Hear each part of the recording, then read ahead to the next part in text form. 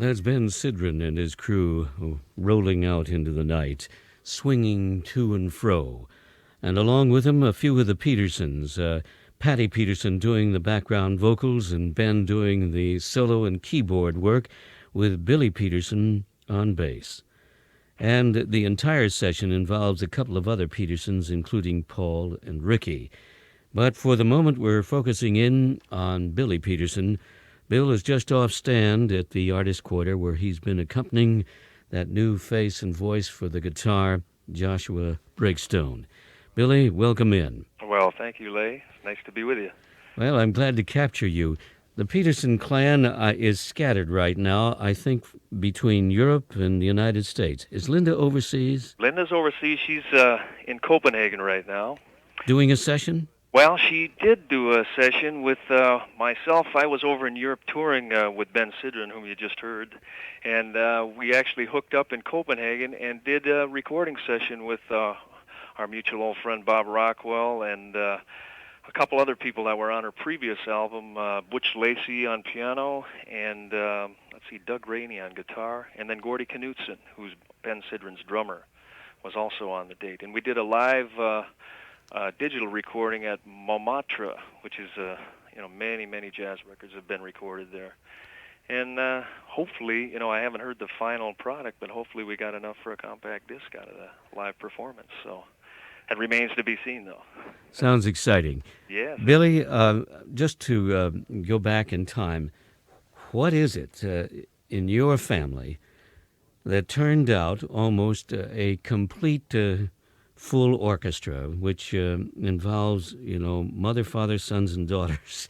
Well, Leigh, that's a funny question because, it seems like nobody escaped the curse in our family. So you call it a curse, eh? Yeah, everybody does music, But, it was not forced upon us, by our parents at all. We all grew up in a musical family, of course. I mean, musical surroundings all the time with our parents being musicians. And my mother and father would be downstairs trading fours and trading eights on the piano and organ, and I just thought every son's parents did that, So I grew up with music in the family, and it was, not until later years that I found out that actually it was a very extraordinary situation.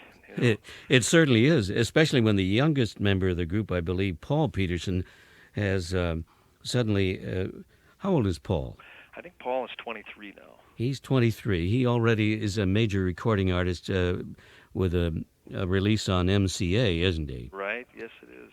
And now Ricky is, I think, overseas doing something unusual, or he's on his way. Well, he was in Europe, actually.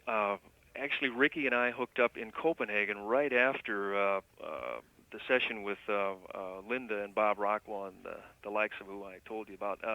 He was over there with David Sanborn at that time, and we did hook up for a couple of nights. He took another day off. He caught an early plane the next morning and made it to his. I think he was on his en route to Spain at that time. But he is out with David Sanborn right now, and I think he's in probably Japan or Hawaii at this very moment. So he's out for a couple of months, I guess.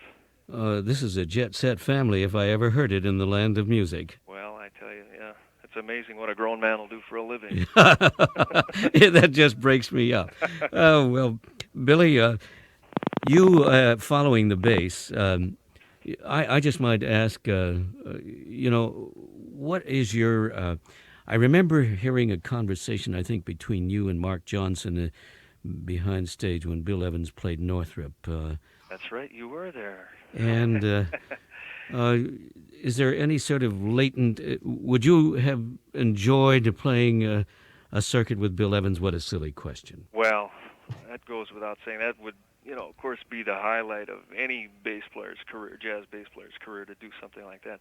At that time, I think that was, what was that, Leigh? You can refresh my memory on the year of that particular concert. I think it was early 80s, possibly 82 or something. Yes. But anyway, I think back in when Eddie Gomez had quit Bill Evans' band, I had gotten wind of that. And I had called Helen Keane and talked to Helen Keane, his longtime manager, and gone out to New York and heard the band, and Philly Joe Jones was playing with him at that time. His old trio, I think, was forgive me, I can't remember the drummer's name, but it was Eddie Gomez on bass and Larry Bunker or somebody. I can't remember. It's so long ago. This was 1977. But And I can't at that help you on particular it. time, Philly Joe Jones was playing with him.